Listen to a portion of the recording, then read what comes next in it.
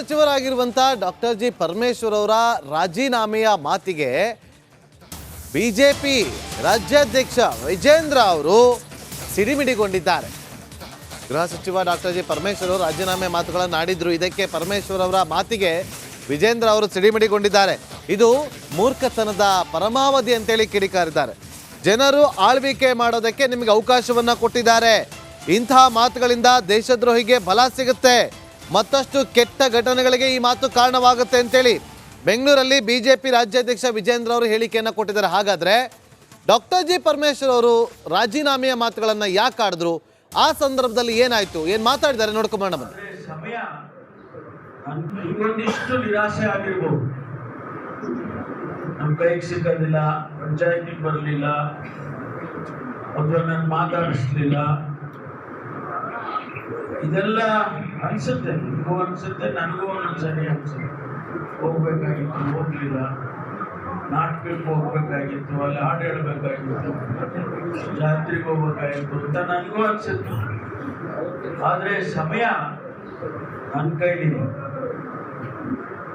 ನೀವೆಲ್ಲ ದೊಡ್ಡ ಮನ್ಸು ಮಾಡಿ ಒಂದೇ ಮಾತಿನಲ್ಲಿ ಹೇಳ್ಬಿಟ್ರೆ ನಾಳೆ ರಾಜೀನಾಮೆ ಕೊಡ್ಬೇಕು.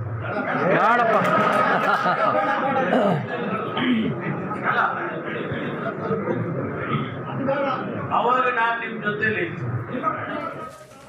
ಅವರ ಹೇಳಿಕೆಯನ್ನ ಗಮನಿಸ್ತಾ ಇದ್ದೆ. ಎಲ್ಲ ಒಂದು ಕಡೆ ರಾಜೀನಾಮೆ ಕೊಡಬೇಕು ನಾನು ಅಥವಾ ಕೊಡ್ತೇನೆ ಅನ್ನೋ ದಾಟಿಯಲ್ಲಿ ಮಾತನಾಡಿದ್ದಾರೆ. ಇದು ಅವಿವೇಕತನದ ಪರಮಾವಧಿ. ನಿಮಗೆ ರಾಜ್ಯದ ಜನ ಆಶೀರ್ವಾದ ಮಾಡಿರ್ತಕ್ಕಂಥದ್ದು, ಸರ್ಕಾರ ಆಡಳಿತಕ್ಕೆ ಬಂದಿರತಕ್ಕಂಥದ್ದು, ಇದೆಲ್ಲದನ್ನು ಕೂಡ ಗಟ್ಟಿಗೆ ಇವತ್ತು ಕಾನೂನು ಸುವ್ಯವಸ್ಥೆಯನ್ನು ಕಾಪಾಡಬೇಕು, ಅಭಿವೃದ್ಧಿ ಮಾಡಬೇಕು ಅಂತೇಳಿ ಅದನ್ನು ಮಾಡೋದು ಬಿಟ್ಟು ಈ ರೀತಿ ಈ ಹೇಳಿಕೆಯನ್ನು ಕೊಟ್ಟರೆ ಇನ್ನೂ ಕೂಡ ದೇಶದ್ರೋಹಿಗಳಿಗೆ, ಈ ಥರ ಕೊಲೆಗಡಕರಿಗೆ ಇನ್ನೂ ಕೂಡ ಆನೆ ಬಲ ಬಂದಂತ ಆಗ್ತದೆ. ಅವರ ಹೇಳಿಕೆಯನ್ನು ಗಮನಿಸ್ತಾ ಇದ್ದೆ. ಎಲ್ಲ ಒಂದು ಕಡೆ ರಾಜೀನಾಮೆ ಕೊಡಬೇಕು ನಾನು ಅಥವಾ ಕೊಡ್ತೇನೆ ಅನ್ನೋ ದಾಟಿಯಲ್ಲಿ ಮಾತನಾಡಿದ್ದಾರೆ. ಇದು ಅವಿವೇಕತನದ ಪರಮಾವಧಿ.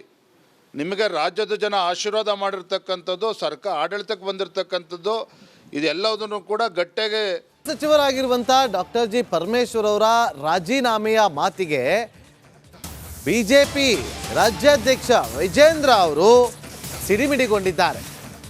ಗೃಹ ಸಚಿವ ಡಾಕ್ಟರ್ ಜಿ ಪರಮೇಶ್ವರ್ ಅವರು ರಾಜೀನಾಮೆ ಮಾತುಗಳನ್ನು ಆಡಿದ್ರು. ಇದಕ್ಕೆ ಪರಮೇಶ್ವರ್ ಅವರ ಮಾತಿಗೆ ವಿಜೇಂದ್ರ ಅವರು ಸಿಡಿಮಿಡಿಗೊಂಡಿದ್ದಾರೆ. ಇದು ಮೂರ್ಖತನದ ಪರಮಾವಧಿ ಅಂತೇಳಿ ಕಿಡಿಕಾರಿದ್ದಾರೆ. ಜನರು ಆಳ್ವಿಕೆ ಮಾಡೋದಕ್ಕೆ ನಿಮಗೆ ಅವಕಾಶವನ್ನ ಕೊಟ್ಟಿದ್ದಾರೆ. ಇಂತಹ ಮಾತುಗಳಿಂದ ದೇಶದ್ರೋಹಿಗೆ ಬಲ ಸಿಗುತ್ತೆ, ಮತ್ತಷ್ಟು ಕೆಟ್ಟ ಘಟನೆಗಳಿಗೆ ಈ ಮಾತು ಕಾರಣವಾಗುತ್ತೆ ಅಂತೇಳಿ ಬೆಂಗಳೂರಲ್ಲಿ ಬಿಜೆಪಿ ರಾಜ್ಯಾಧ್ಯಕ್ಷ ವಿಜೇಂದ್ರ ಅವರು ಹೇಳಿಕೆಯನ್ನು ಕೊಟ್ಟಿದ್ದಾರೆ. ಹಾಗಾದ್ರೆ ಡಾಕ್ಟರ್ ಜಿ ಪರಮೇಶ್ವರ್ ಅವರು ರಾಜೀನಾಮೆಯ ಮಾತುಗಳನ್ನು ಯಾಕೆ ಆಡಿದ್ರು, ಆ ಸಂದರ್ಭದಲ್ಲಿ ಏನಾಯ್ತು, ಏನ್ ಮಾತಾಡಿದ್ದಾರೆ ನೋಡ್ಕೊಂಬೋಣ ಬನ್ನಿ. ಸಮಯ ಒಂದಿಷ್ಟು ನಿರಾಶೆ ಆಗಿರ್ಬೋದು. ನಮ್ಮ ಕೈಗೆ ಸಿಗೋದಿಲ್ಲ, ಪಂಚಾಯತಿಗೆ ಬರಲಿಲ್ಲ, ಅಥವಾ ನನ್ನ ಮಾತಾಡಿಸ್ಲಿಲ್ಲ, ಇದೆಲ್ಲ ಅನ್ಸುತ್ತೆ. ನಿಮಗೂ ಅನ್ಸುತ್ತೆ, ನನಗೂ ಒಂದೊಂದ್ಸರಿ ಅನ್ಸುತ್ತೆ. ಹೋಗ್ಬೇಕಾಗಿತ್ತು, ಹೋಗ್ಲಿಲ್ಲ, ನಾಟಕಕ್ಕೆ ಹೋಗ್ಬೇಕಾಗಿತ್ತು, ಅಲ್ಲಿ ಹಾಡು ಹೇಳ್ಬೇಕಾಗಿತ್ತು, ಜಾತ್ರೆಗೆ ಹೋಗ್ಬೇಕಾಗಿತ್ತು ಅಂತ ನನಗೂ ಅನ್ಸುತ್ತೆ. ಆದ್ರೆ ಸಮಯ ನನ್ನ ಕೈಲಿದೆ. ನೀವೆಲ್ಲ ದೊಡ್ಡ ಮನ್ಸು ಮಾಡಿ ಒಂದೇ ಮಾತಿನಲ್ಲಿ ಹೇಳ್ಬಿಟ್ರೆ ನಾಳೆ ರಾಜೀನಾಮೆ ಕೊಡ್ಬೇಕು.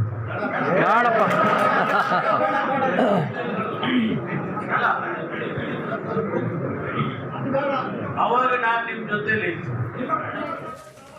ಅವರ ಹೇಳಿಕೆಯನ್ನು ಗಮನಿಸ್ತಾ ಇದ್ದೆ. ಎಲ್ಲ ಒಂದು ಕಡೆ ರಾಜೀನಾಮೆ ಕೊಡಬೇಕು ನಾನು ಅಥವಾ ಕೊಡ್ತೇನೆ ಅನ್ನೋ ದಾಟಿಯಲ್ಲಿ ಮಾತನಾಡಿದ್ದಾರೆ. ಇದು ಅವಿವೇಕತನದ ಪರಮಾವಧಿ. ನಿಮಗೆ ರಾಜ್ಯದ ಜನ ಆಶೀರ್ವಾದ ಮಾಡಿರ್ತಕ್ಕಂಥದ್ದು, ಸರ್ಕಾರ ಆಡಳಿತಕ್ಕೆ ಬಂದಿರತಕ್ಕಂಥದ್ದು, ಇದೆಲ್ಲದನ್ನು ಕೂಡ ಗಟ್ಟಿಗೆ ಇವತ್ತು ಕಾನೂನು ಸುವ್ಯವಸ್ಥೆಯನ್ನು ಕಾಪಾಡಬೇಕು, ಅಭಿವೃದ್ಧಿ ಮಾಡಬೇಕು ಅಂತೇಳಿ ಅದನ್ನು ಮಾಡೋದು ಬಿಟ್ಟು ಈ ರೀತಿ ಈ ಹೇಳಿಕೆಯನ್ನು ಕೊಟ್ಟರೆ ಇನ್ನೂ ಕೂಡ ದೇಶದ್ರೋಹಿಗಳಿಗೆ, ಈ ಥರ ಕೊಲೆಗಡಕರಿಗೆ ಇನ್ನೂ ಕೂಡ ಆನೆ ಬಲ ಬಂದಂತ ಆಗ್ತದೆ. ಅವರ ಹೇಳಿಕೆಯನ್ನು ಗಮನಿಸ್ತಾ ಇದ್ದೆ. ಎಲ್ಲ ಒಂದು ಕಡೆ ರಾಜೀನಾಮೆ ಕೊಡಬೇಕು ನಾನು ಅಥವಾ ಕೊಡ್ತೇನೆ ಅನ್ನೋ ದಾಟಿಯಲ್ಲಿ ಮಾತನಾಡಿದ್ದಾರೆ. ಇದು ಅವಿವೇಕತನದ ಪರಮಾವಧಿ. ನಿಮಗೆ ರಾಜ್ಯದ ಜನ ಆಶೀರ್ವಾದ ಮಾಡಿರ್ತಕ್ಕಂಥದ್ದು, ಸರ್ಕಾರ ಆಡಳಿತಕ್ಕೆ ಬಂದಿರತಕ್ಕಂಥದ್ದು, ಇದೆಲ್ಲದನ್ನು ಕೂಡ ಗಟ್ಟಿಗೆ ಸಚಿವರಾಗಿರುವಂತ ಡಾಕ್ಟರ್ ಜಿ ಪರಮೇಶ್ವರ್ ಅವರ ರಾಜೀನಾಮೆಯ ಮಾತಿಗೆ ಬಿಜೆಪಿ ರಾಜ್ಯಾಧ್ಯಕ್ಷ ವಿಜೇಂದ್ರ ಅವರು ಸಿಡಿಮಿಡಿಗೊಂಡಿದ್ದಾರೆ. ಗೃಹ ಸಚಿವ ಡಾಕ್ಟರ್ ಜಿ ಪರಮೇಶ್ವರ್ ಅವರು ರಾಜೀನಾಮೆ ಮಾತುಗಳನ್ನು ಆಡಿದ್ರು. ಇದಕ್ಕೆ ಪರಮೇಶ್ವರ್ ಅವರ ಮಾತಿಗೆ ವಿಜೇಂದ್ರ ಅವರು ಸಿಡಿಮಿಡಿಗೊಂಡಿದ್ದಾರೆ. ಇದು ಮೂರ್ಖತನದ ಪರಮಾವಧಿ ಅಂತೇಳಿ ಕಿಡಿಕಾರಿದ್ದಾರೆ. ಜನರು ಆಳ್ವಿಕೆ ಮಾಡೋದಕ್ಕೆ ನಿಮಗೆ ಅವಕಾಶವನ್ನ ಕೊಟ್ಟಿದ್ದಾರೆ. ಇಂತಹ ಮಾತುಗಳಿಂದ ದೇಶದ್ರೋಹಿಗೆ ಬಲ ಸಿಗುತ್ತೆ, ಮತ್ತಷ್ಟು ಕೆಟ್ಟ ಘಟನೆಗಳಿಗೆ ಈ ಮಾತು ಕಾರಣವಾಗುತ್ತೆ ಅಂತೇಳಿ ಬೆಂಗಳೂರಲ್ಲಿ ಬಿಜೆಪಿ ರಾಜ್ಯಾಧ್ಯಕ್ಷ ವಿಜೇಂದ್ರ ಅವರು ಹೇಳಿಕೆಯನ್ನು ಕೊಟ್ಟಿದ್ದಾರೆ. ಹಾಗಾದ್ರೆ ಡಾಕ್ಟರ್ ಜಿ ಪರಮೇಶ್ವರ್ ಅವರು ರಾಜೀನಾಮೆಯ ಮಾತುಗಳನ್ನ ಯಾಕೆ ಆಡಿದ್ರು, ಆ ಸಂದರ್ಭದಲ್ಲಿ ಏನಾಯ್ತು, ಏನ್ ಮಾತಾಡಿದ್ದಾರೆ ನೋಡ್ಕೊಂಬರೋಣ ಬನ್ನಿ. ಸಮಯ ಒಂದಿಷ್ಟು ನಿರಾಶೆ ಆಗಿರ್ಬೋದು. ನಮ್ಮ ಕೈಗೆ ಸಿಗೋದಿಲ್ಲ, ಪಂಚಾಯತಿಗೆ ಬರಲಿಲ್ಲ, ಅಥವಾ ನನ್ನ ಮಾತಾಡಿಸ್ಲಿಲ್ಲ, ಇದೆಲ್ಲ ಅನ್ಸುತ್ತೆ. ನಿಮಗೂ ಅನ್ಸುತ್ತೆ, ನನಗೂ ಒಂದೊಂದ್ಸರಿ ಅನ್ಸುತ್ತೆ. ಹೋಗ್ಬೇಕಾಗಿತ್ತು, ಹೋಗ್ಲಿಲ್ಲ. ನಾಟಕಕ್ಕೆ ಹೋಗ್ಬೇಕಾಗಿತ್ತು, ಅಲ್ಲಿ ಹಾಡು ಹೇಳ್ಬೇಕಾಗಿತ್ತು, ಜಾತ್ರೆಗೆ ಹೋಗ್ಬೇಕಾಗಿತ್ತು ಅಂತ ನನಗೂ ಅನ್ಸುತ್ತೆ. ಆದ್ರೆ ಸಮಯ ನನ್ನ ಕೈಲಿದೆ. ನೀವೆಲ್ಲ ದೊಡ್ಡ ಮನ್ಸು ಮಾಡಿ ಒಂದೇ ಮಾತಿನಲ್ಲಿ ಹೇಳ್ಬಿಟ್ರೆ ನಾಳೆ ರಾಜೀನಾಮೆ ಕೊಡ್ತೀನಿ.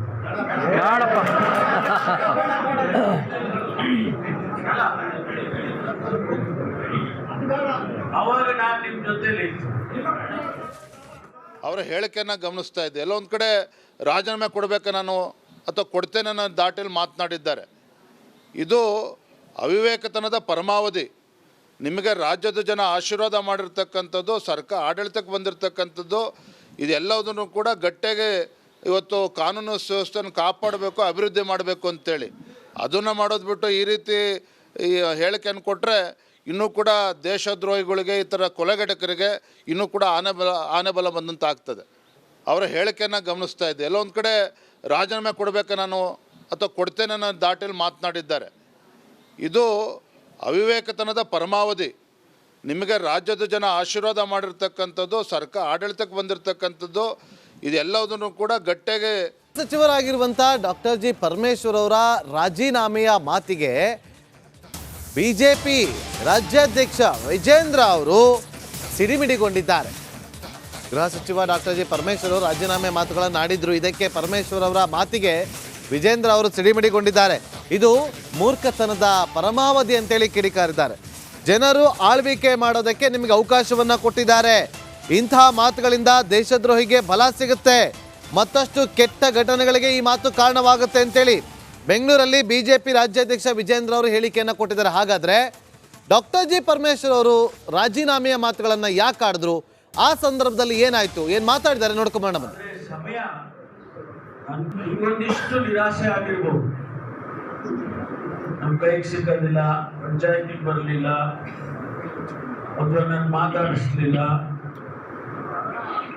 ಇದೆಲ್ಲ ಅನ್ಸುತ್ತೆ. ನಿಮಗೂ ಅನ್ಸುತ್ತೆ, ನನಗೂ ಒಂದೊಂದ್ಸರಿ ಅನ್ಸುತ್ತೆ. ಹೋಗ್ಬೇಕಾಗಿತ್ತು, ಹೋಗ್ಲಿಲ್ಲ. ನಾಟಕಕ್ಕೆ ಹೋಗ್ಬೇಕಾಗಿತ್ತು, ಅಲ್ಲಿ ಹಾಡು ಹೇಳ್ಬೇಕಾಗಿತ್ತು, ಜಾತ್ರೆಗೆ ಹೋಗ್ಬೇಕಾಗಿತ್ತು ಅಂತ ನನಗೂ ಅನ್ಸುತ್ತೆ. ಆದ್ರೆ ಸಮಯ ನನ್ನ ಕೈಲಿದೆ.